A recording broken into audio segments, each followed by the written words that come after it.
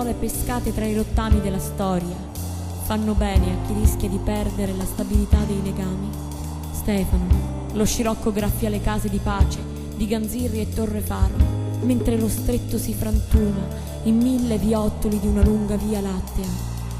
Messina, con le sue case basse, con le sue larghe strade, si stende tranquilla sul mare. Stefano, la senti l'isola che traballa sotto le sberle dello scirocco?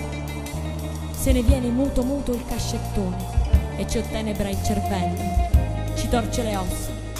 Tempo cascittuni o scirocco, c'è poco da fare. Sotto il peso si abbassa tutto da una parte. Con la pesce non ce la fa più. La sua spalla era forte, ma dinanzi a un disastro di questa portata non bastava il supplizio dell'ascendente della montagna.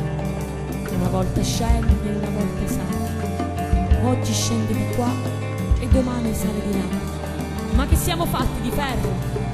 Cola non ce la fa e sta mollando. Lo stretto si torce, lo sentite? Dalla parte del Peloro l'isola si abbassa. La vedete? Cola non ce la fa e sta per mollare. E quando molla lui, mollò una volta e ci fu il finimondo. Era l'alba di un 28 dicembre. Povera Messina, abbandonata al suo destino.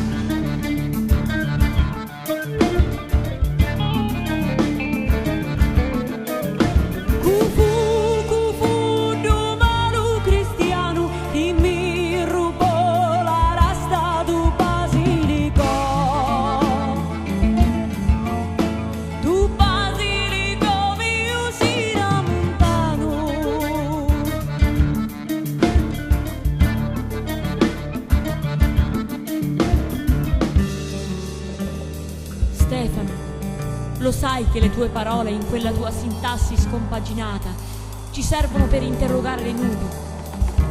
Nello stretto il ferone policefalo sta perdendo la bussola. Il cielo si spoglia dei suoi astri più belli. Un Ria Cambria si dibatte nelle acque del canale. Con la pesce non ritrova più la strada verso casa.